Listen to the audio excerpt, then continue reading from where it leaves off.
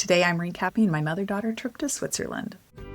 Welcome to Vacation Mavens, the podcast that brings you travel inspiration and practical tips from two moms who know how to plan the perfect trip. I'm Tamara from Your Time to Fly. And I'm Kim from Stuffed Suitcase. With over 40 years of travel experience between us, we're here to share our favorite destinations from road trips to cruising, theme parks, and European adventures. Whether you're planning a family vacation or a mom getaway, we have the tips and tricks to make memories that will last a lifetime. So Kim, I'm so jealous of your recent trip with Mia because not only is it a wonderful time to get to spend with your daughter, but then you also got to go to one of the destinations I've been dying to visit. And so tell me, you went to Switzerland. I know you guys met in Paris because she was there for a school trip. And then you continued on. Why did you choose Switzerland? And then how did you decide what you're going to do within the country? Yeah. So Mia has always had this love of mountains. She loves Colorado. She loves mountains. We laugh that she likes S countries because she always wanted to go to Switzerland and then Scotland. And so it's just a funny thing. But it was mostly about the mountains for her. I think it was even before Lizzie graduated and picked her grad trip. Mia said, I want to go to Switzerland. I really want to go to Switzerland. It was just her destination that was in her mind. So when she found out there was going to be a grad trip, that was where she picked. Okay. So that was the idea behind it all. And yeah, I think that was the main thing was for us was the mountains. So you weren't going to focus on Zurich or, Exactly. Yeah. So for her, and then the other part of it that kind of blended in, as you said, she was on a French speaking class trip to Paris and Normandy. And so I had the idea that I would meet her in Paris. So my concept was that we would come in on that side of Switzerland, work our way through the Jungfrau region, which is the mountain region, and then pop back out and fly home from Zurich or wherever that was. So that was definitely, I think Switzerland works well that way, but we lost the whole aspect. It seems like Switzerland's not a big country, but it is. And when we talked about Ecuador, I felt like it's really a lot to cover for not. Yeah, exactly. So you have the whole French speaking area, then you have the whole German speaking area, and then you've got the whole area near Italy. And so they're Italian speaking down there as well. And we didn't do anything with that region, which going back, there's so many, it's right by Lake Como, and there's other areas around there in the Italian speaking that I think would just be amazing and beautiful. It's hard to put it all into perspective, but that was, for us, the big thing was the mountains. So I totally focused. And her thing was Grindelwald was the image in her head. Yeah. And so that was the big part of it. Where I was looking at too. So how many days did you spend in total in Switzerland? I believe we had 8 days. It might have been 9. We had, 8. So it sounds like you moved around a lot, though. We did. Yeah. Do you want to give us the overall itinerary? Yeah. So we met in Paris, as I said. We bought a train ticket to Geneva. So we overnighted in Geneva just to break up that entry. And then also Geneva is the French-speaking area. And so since Mia was into French, her on a French trip, I thought that'd be fun. Stopping, they also had a Ritz there that I used Marriott points for. So we had 1 night in Geneva, 2 nights. Then we went from Geneva. We did 2 nights in Zermatt, which I guess Grindelwald was her big thing, but so is Zermatt. So we are a Disney family. So of course the Matterhorn is the idea that we could see the iconic Matterhorn in real life was a big bucket list for her was the Matterhorn. Zermatt was a huge part of that. And then we did 2 nights in Grindelwald, 2 nights in Wengen, which is near Lauterbrunnen. And then, so those are both definitely Jungfrau Region. Zermatt's kind of Valais, I think is how you say it, region. And then we had 2 nights in Lucerne where we were actually going to try and do up into another mountain they had there. But by that time, Mia was tired and we had rainy weather. So we didn't end up in the mountains there. But yeah, so that's a general idea. A favorite of each of those spots? Absolutely. Okay. 100%. So here's what I would say overall. If you are going to Switzerland and you want the cute towns and you want the mountains, don't spend any time in cities. I'm not trying to be rude. I think their cities have a lot to offer and everything, but we didn't need Geneva. We definitely didn't need Lucerne as opposed to being a jumping off point if we would have gone up to some of the mountains. And we were actually going to do an alpine slide there, but then it was just socked in at the mountain. We were looking at the webcams and we decided not to go up and do that. I would say the real gem for Switzerland are those little mountain towns. And so going based on that, Zermatt, actually, we had a friend who was like, oh, only spend one night in Zermatt. I've had a few people that aren't that impressed with Zermatt, but we both loved it. Absolutely loved it. I think it was some of our favorite little hiking was done there in that region.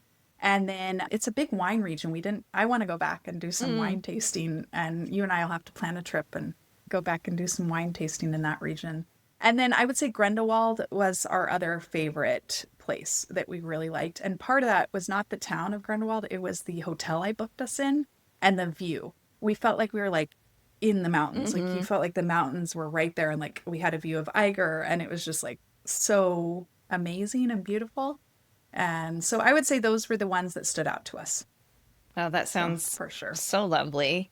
Yeah. I know that you mentioned the Alpine slide. I think people think about Switzerland and then they think about winter and skiing. And I think each, season has so much appeal to it. But what are some of the other activities that you could do or that you decided to do that you liked? Yeah, so I would say the big thing in the regions that we did, I think in some of the cities, it's all the old towns. In Geneva, they have an old cathedral town and stuff that you can go into. Mia, after having done 8 days around France, she was done with old churches. And she was like, I don't need that, Mom. I want the mountains. I want nature. And so I think the big thing for Switzerland, for most people who are envisioning this kind of trip there, is the hiking and the cable cars. Yeah. Just absolutely gorgeous. Beautiful scenery. Like you're just on the trains and it's just amazing. But the cable cars are expensive, and it's something to know. So I'm very thankful to Travel Switzerland Tourism, did give us train passes for both of us, and absolutely amazing way to get around the country. Glad we didn't have a car, especially like when you look at Zermatt, and even when we went to Grindelwald and stuff, the parking and driving, and once you're outside on the highways, it's all fine, I'm sure. But in the little towns, if you're going into these regions, you do not want a car. And there's some towns like Murin. That's Murin's car pedestrian. Only. Yeah. Wengen is supposed to be car free. Okay. We did see cars, and there are roads because people, I think if you have hotels and stuff, but they're like these little e-cab things mostly. Yeah. That's what Zermatt is. So Zermatt is car free as well, and it's totally car free. Same thing. And it's mostly these little e-cab. They remind me of they're not like cabs. I don't know how to explain it. They're like little mini trucks. Yeah. Yeah. So that's a huge part of it. It's just that the trains worked great. Granted, coming with that is that when you have suitcases and you're taking a long trip, it's really hard to get around that way.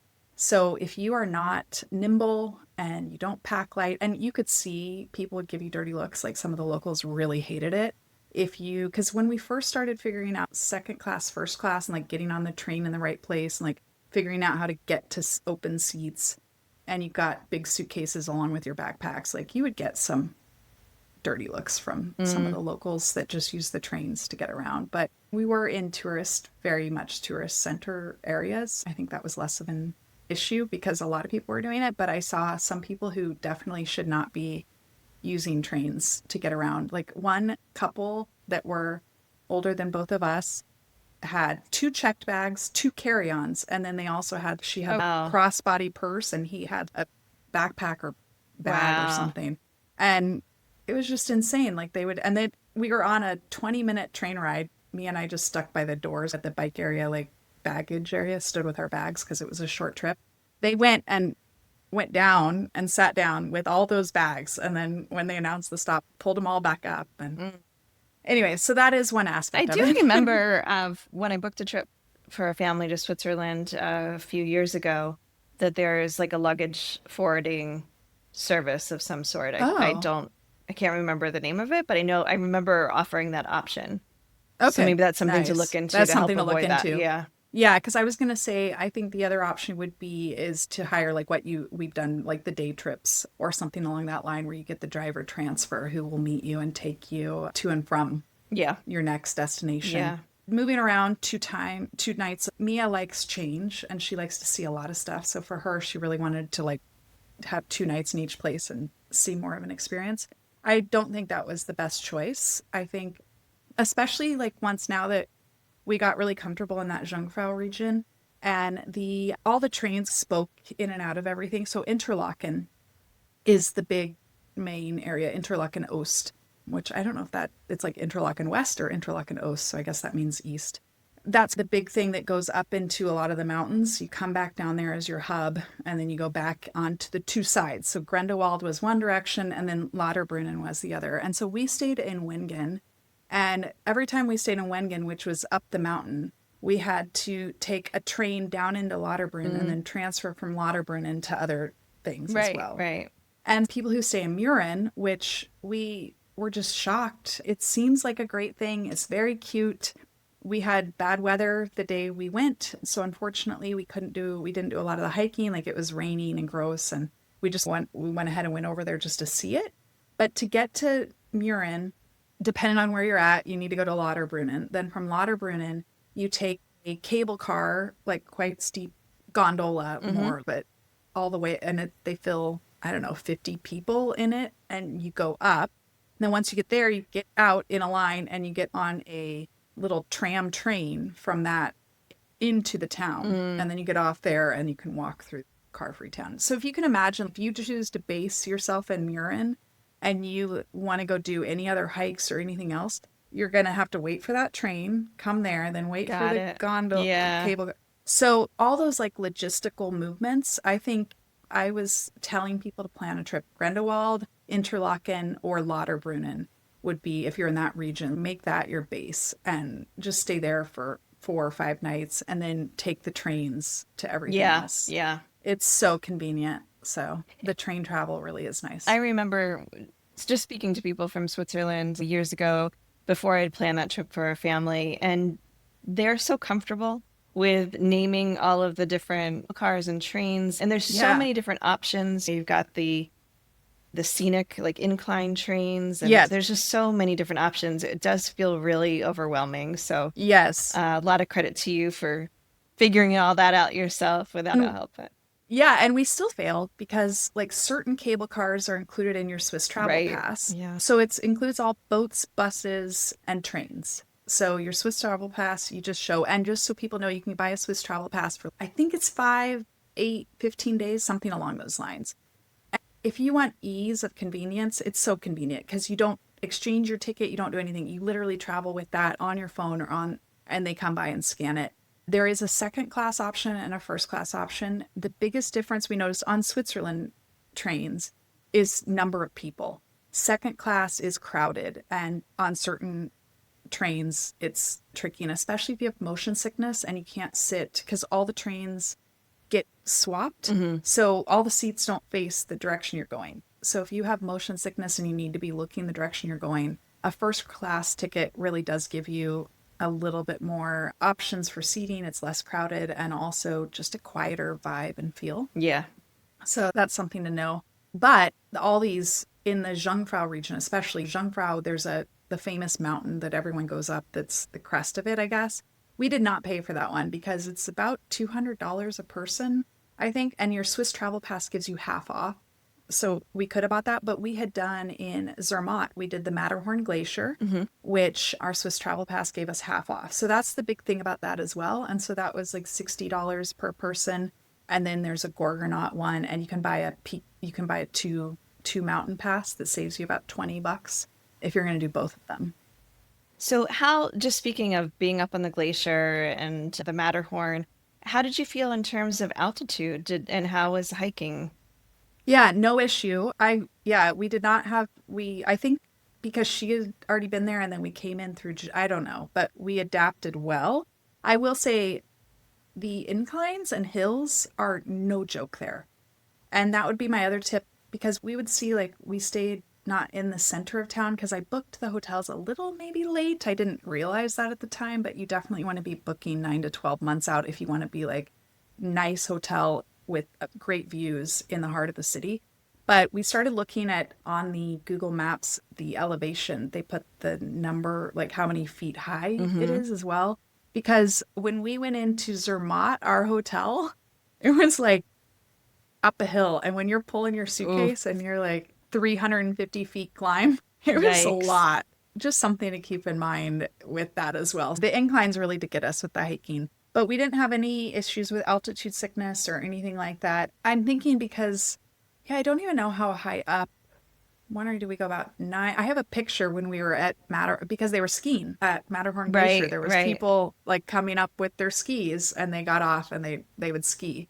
And I'm trying to remember what it was. I want to say like 9,000, I think, but something around there. But yeah, we didn't have an issue, so we must have adjusted Yeah, but to know that already. you maybe do a little hiking to prepare Yeah, for. the hiking is the biggest thing. Yeah. Like the amount of people, the inclines are no joke. And they would label, they're like, oh, it's a nice, easy hike. And it's like, you're still giving it a little bit. Like Yeah. it takes effort. And a lot of people have hiking poles. If you can, of course, you can't carry on with hiking poles, but you could buy them in some of places. Like Grindelwald sold them, like cheapo ones that you're going to pay way too much for. So if you are checking a bag, I think there was a lot of times that I was like, oh, I would have appreciated a hiking pole or two because of the elevation and inclines, like Yeah. going up and down. It just gives you that extra like Well, plant and I stuff. love hiking poles, and especially when you're going down in a Yeah. steep area because my knee craps. Yeah.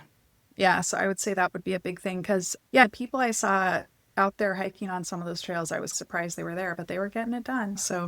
But yeah, so that's the big thing. I would say you're going to that region. You're doing the cable cars, you're going through the little towns, and you're doing hiking. Yeah. But the hiking, if you're talking to locals, what they call an easy going hike, like easy going thing, you need to still be in shape. Yeah. It's still it's an effort. And yeah, like I was telling her, I'm like, oh, I'm thinking like maybe a 6 kilometer. And she's like, oh, we'll probably just do this one then. I don't want to see you like the one she was really excited about. And I'm Oh, like, how many kilometers was it? But I think one of our best experiences was definitely at the Matterhorn with our hiking situation. And maybe that was one of the earlier ones. But I think also because the Matterhorn is such an iconic mountain that you can really see.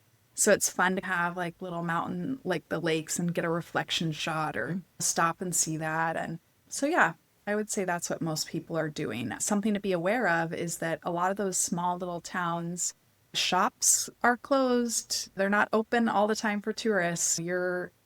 I was really shocked at how many times, like, we went into Grindelwald and we were late leaving Zermatt. And so we were getting in at a 7 p.m. train by the time we got to Grindelwald.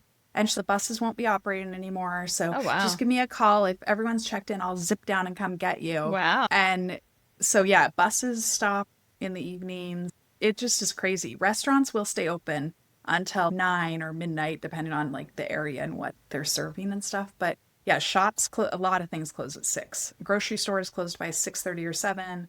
Souvenir shops closing early as well. So just Interesting. something to keep in mind. Well, one question I wanted to ask you is you always hear how expensive Switzerland is, and I know that the dollar is particularly weak against the euro, but I don't know how it is against the Swiss. Is it franc? What is? Yep, Yeah. Swiss franc. Yep. Yeah, which surprisingly they say CHF is Yeah. the denomination, but it's the Swiss franc. Yeah, I was glad our most expensive hotel was a prepaid one, and when Oh, I booked yeah. it, it was like $1.10 on the dollar, which was great. While we were traveling, $1.25, $1.26 to the dollar. So it's, yeah, 25% more whatever you're So, like, what would buying. a meal cost? Yeah, so I would say you would go in and like a burger meal, anything like that, you're definitely spending 30 to 50 francs per person on a main entree. Salads, things like that are in the 12 to 19 francs range. Wine was surprisingly expensive, beer surprisingly cheap. You're not getting a deal with wine. Like what I would start doing, I stopped ordering wine with dinner and we would go to the grocery store. So that's the biggest tip I Yeah. have for people is they have a co-op and a Migros grocery store in all these small towns. And when we were in, surprisingly enough, when we were in Murin, which is this tiny town, you could see everybody. It was like the end of the day. The grocery store closed at 6, I think. And we were there at 5 and we were stocking up on some stuff because it had taken so long. We were like, oh, it's going to be late getting back into Wengen. Yeah. And everyone was stocking up for the night buying stuff. But that is the place. If you want wine, go there and buy a bottle of wine and then just have it Yeah. at night It's so in your interesting room because or I remember when whatever. we were in Austria, the wine was incredibly cheap. I know. And It was so weird. And Valais, the region that Zermatt is in, is a known wine region. Like when we were on yeah. the trains, you could see the wineries and stuff. And you could find in the grocery stores wine wasn't expensive, but in the restaurants, Yeah. I would say, yeah. So I'm not saying expensive, but yeah, it was for, and that's the other thing is people are not used to European sizing on drinks. Like it was, I literally think one of the wines, it was like I think it was 7 francs for a 10 DL, which is like 100 milliliters. I'm like, I Like really know what that it's is. 3 ounces, Oh, 3 ounce, wow. 3 ounce Wow. pour. And Tasting. so yeah, and that's so you're spending about 15 for a 6-ish ounce, depending. And sometimes they were generous on the pours, but all the glasses have the markings, the DLs and stuff. Yeah. They all have the etching Interesting. MLs. So yeah, yeah. So that was the biggest thing that was a surprise for me. But yeah, food is very expensive, and the hotels were pricey as well. Yeah, I would just say if you book earlier, but if you want the view rooms, you're going to Yeah. be paying a lot more. I would say and the big tip for us was we always stayed about probably a 10-minute walk outside of the main downtown region. And that saved us a bit and allowed us to have nice view rooms. It's good. So, yeah. Glenn was just asking me recently because we were talking about Switzerland, like, what is the food like beyond fondue and chocolate? Like, Yeah. is it more I would say German? Is it no. more French? Or is it just a No, mix? I expected it to feel German, but it's like a lot of fondue and cheese and pastas, like pizza. They have some pizza. I don't feel like they have that much of a food culture Okay. beyond raclette and fondue. And me and I both are not big cheese people. So for us, it was not like, Right. oh, we got to have fondue here. They do have, and again, I think it depends on the area you're in, but the German influence, there are a lot of burgers sometimes on the menu. And they have a lot of international cuisine influence. So there was a lot of like curry, like niche restaurants Yeah. mixed in different Okay. places. So But it's a not lot like of you're it is, just every day then. yeah, no, I was actually wanting some schnitzel and I couldn't even find it ever. So yeah, there is, yeah, not bratwurst really. I'm blanking on, oh, roasty is supposed to be the big thing that you get, which is, I think it's hash browns with an egg. Sometimes you can get like tomatoey stuff on it. It's like a potato thing. They like to put potatoes in a lot of stuff. We had at one restaurant, we had a mac and cheese and it had potatoes in it, which was weird, but it was really yummy. And then apples on the side, which is a very German influence with that as well. So yeah, other than that, I would say not a lot of food influence there. Not a lot of the salads. They're very generous with salad dressing, I noticed. So they did have green salads that would be literally just greens and then dressing on it. Or you get the mixed salad that had more of a garden salad with veggies and stuff in it. So they do have some greens that way, but it's not like the 3-course, like a side of greens with your whatever. Now, did you have much cash or did you mostly do credit card? Because I'd feel like you wouldn't want to have too many francs because if you didn't use them, you're not going to I necessarily was go so back, lucky. right? Yeah, so I read a lot of things that were like, oh, you need cash in Switzerland. But they were older articles and a lot of things I'd read is, oh, you can have credit cards. So I ordered a fair amount. I don't remember what I had. And I ended up on our last night, I said they hadn't billed us yet. And I said, can I pay all this cash? So I Yeah. had everything left over. And they're like, yeah, no problem. So I put that towards our bill and then put the rest Oh, on the good. credit card because I was the same thing. I was like, I'll keep euros, no problem. Right. But I'm not keeping Swiss Yeah. francs. Yeah. Although maybe I should have kept it. That would be the other thing is if you are going, try and order it when you're on check out the value. Right. Order your When it's currency when it's when it's a yeah. good But I don't exchange know rate. if you're ordering $200, it's not that big of a deal. But yeah, I didn't think cash was needed. Okay. I think she used it one souvenir store, and then everything else was card. Okay. Yeah. And what else did you guys feel like? How did you get by with language? Yeah, I would say in all the tourist areas, they were really very understanding and spoke English. The biggest issue we had was Lucerne. Like in the city, they don't want to put up with you. Like I was like, sprechen Sie English? And they say no. They would just Wow. ignore you and not want to talk Interesting. to you at all. And I think it was just because, but yet when we went to the ice cream parlor, I was like, sprechen Sie English? She said, yes, of course. So I think it's just a matter of the bus driver, he doesn't want to put up with Sure. you and deal Yeah. with you. And he Yeah. probably speaks English, but he doesn't want to deal with you. He doesn't want to put up with Sure. you and deal with you. And parlor knows they need to speak English. And speaking French came in handy early, but then not as much. You're right. Although a surprisingly, number of the hospitality people spoke French as well. And so she would like chat with them, practice her French a little bit. But yeah, we weren't even in the Italian region because that's a whole nother area where they speak Italian. But the French came in handy for when we were grocery shopping because she was like, Oh, oh, okay. yeah, I can read the ingredients and stuff because it wasn't always printed in English. So it Yeah. would be in German and then in French. Got to be helpful The for French. her with allergies to be able to Yeah, exactly. do That's that. where we noticed it. I Yeah. would say if you have nut allergies, we were surprised at how much they like peanuts and nuts. Mm, Like peanuts are like their like little hospitality snack they bring to your okay. table. And so that's just a interesting thing. Allergies were a bit more difficult than like in an EU country. They weren't labeled on menus well, and they didn't really always understand. That was one area where I was surprised that they're not part of the EU, so I guess it makes sense. But yeah, thankfully she's cleared for her peanut cross-contamination now from our program, so we were a little more relaxed about it. But yeah, it's definitely like we were in, actually it was Paris. We were there, and there are kids climbing all over the restaurant eating like peanuts. And so it's like that was in Paris, but it's a similar thing. It's just like the little bar snack. I don't know. Yeah. Yikes. Yeah. And I also need to know if you saw cows with bells. Yes. So we saw cows with bells. And so this is part, yeah, Zermatt again. We hiked one of our best days, I think, was early on the trip. We were in Zermatt and we took the Matterhorn Glacier gondola up to the top. And so we walked through, like they have the ice caves. We walked through that. And then we hiked down, started hiking down, got to this area called Steffelop, which I contacted told us to have lunch there. And we had no idea. It's this amazing, cute little restaurant with a view of the Matterhorn on the side of the mountain as you're hiking down. You hike to this Oh, trail, nice. and there's a restaurant there with tons of people and a great, amazing. I got a burger there, great food. I had a cider as well. They have really good ciders there that are like low, it's 2% ABV Oh, or something. nice. Yeah. So they had, and they serve all their beers and not all, but a lot of their beers and ciders come in like the bottle with the old fashioned, I don't know, pressure. You know how you like pull it up and the lid swings out. I don't know how to, they're reusable bottles that have the tops. It's so weird. So they just bring it to you at the table. Okay.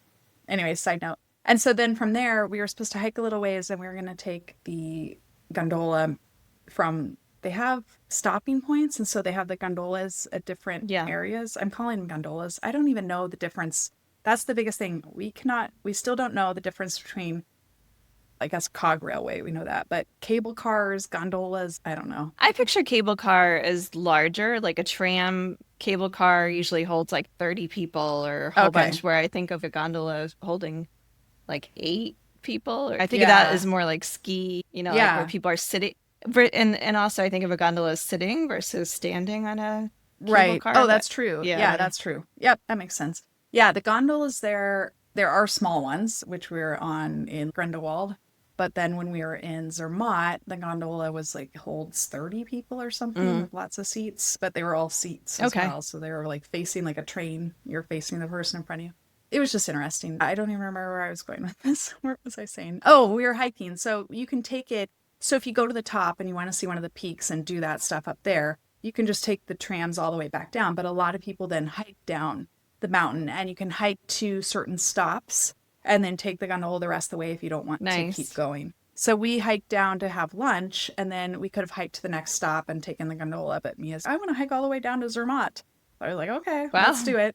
And so on our hike down, actually it was before we got to lunch at Steffelop, on our hike down, we started coming and we were just like alone in this. I have this, it just is the most beautiful scenery.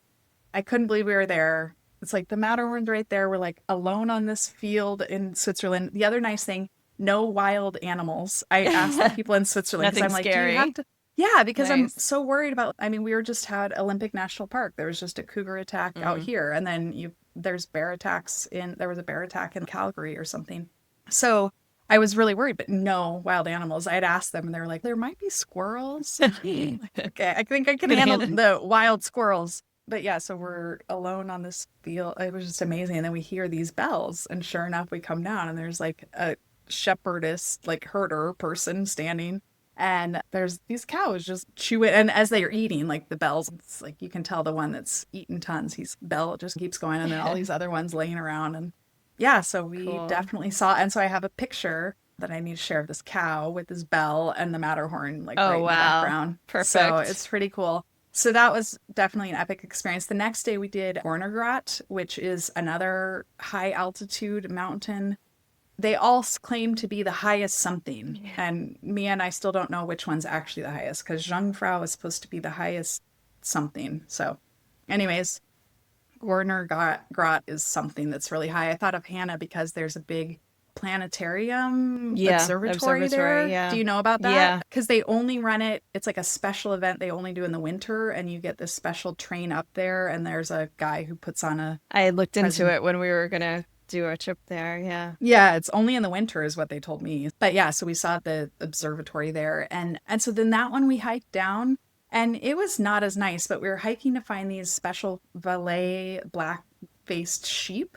And supposedly there's a meet the sheep on this mountain where you could Oh. hike to them, and they have GPS collars on Oh. some of them. So if you find them on the map, we're like, okay, we'll hike down. Me, I wanted to hike, and it was not as pretty when they were doing construction, and we were just like, oh, we should have just taken the tram down because it was like they were right next to this other spot, and we hiked a brutal hike. It Oh. was we were all exhausted, and it Yeah. was not pretty and nice like Yeah. yesterday at the Matterhorn one. Yeah. So that was cool. We saw the black-nosed sheep though, and she got to give them a big hug, and they had their little herder shepherd dude with them too. Cute. Yeah. It sounds like a really lovely trip, and then I'm sure it'll be special memories since she'll be going off to school a little further than Yeah. Lizzie even in Yeah. the fall. But do you Oh. have any final tips or thoughts that you want to share? Yeah, I think I would just reiterate again, the small towns are really great. And I would actually encourage you. I had a friend who's at someplace called like Sauce Free that's, I think, near Zermatt. I would just encourage people to maybe look at other train routes and other little spots that are not Grindelwald, not Lauterbrunnen, and take those as day trips and maybe focus, stay in another place. And that would be the other tip is just the train systems work so well there, and you don't want to be moving rooms a lot. So I would stay in one like central spoke area and then take little train trips to the other cities that you want to go back to each day. And then just know that you're going to have an early evening, and because a lot of stuff closes up early. Yeah. And then, oh, one final tip, when you're looking at hotels, look at the amenities really well, because not every hotel, like we stayed in a lot of 3-star hotels. Like I wanted a little, I normally like 4-star, but just price point, we stayed at 3 stars, and hospitality unbelievable. Every single person, every single property we stayed at were so friendly, so amazing. But like they didn't all have hot tubs. I don't think any had a pool. They would give you guest cards where you could get like half off at the community pool. In Grindelwald, we had that. And I think Lucerne might have had, no, Wengen had What that about as air well, I think. conditioning though? No air Yeah. conditioning, but in the mountains, we didn't need it. In Lucerne, they had an air conditioned window unit, Yeah. and we did need it there. So in the mountains, we had no issue whatsoever. It was What about gorgeous. screens on the windows? Surprisingly, in Grindelwald, they had screens Okay. on the window. Nice. Yeah, but that would be the other thing I would say. Lots of flies. Yeah. Lots of flies. I've heard that. Like crazy. And then mosquitoes a little bit, and sun protection definitely important. We just want to reapply that and wear some kind of shaded hat. The sun, when you're on the mountains, can get Yeah. quite warm. And then water, of course, is the other big thing. It's not we had this in Paris, but me and I just kept saying, what do these people drink? Nobody carries water bottles. I know. Nobody, Yeah. like in the cities, you could find almost like the Italy, the almost Rome's public Where you fountains. can fill up. Yeah, so like in Zermatt, they had one, and a few other places, but it wasn't well like marked or noted. But yeah, you're just buying water bottles or filling up with fill your bottle with Yeah. tap. But that would be the biggest thing. I was just surprised it's like carrying your own snacks and drinks. Yeah. All right. That's Yep. some good tips. Yeah, and of course, I'm trying to share stuff. I was in the moment at the time, so now that I'm back, I'm going to share more. I started to share, but the time difference and everything, I was like, just going to wait until I get back. So I'll be sharing more on my Instagram, and then I'm going to write some blog posts. But if anyone has any questions, you can always message me. Nice. And in the meantime, we will be back next time with a little bit more of Ecuador. Yeah. Talk to you soon. Bye.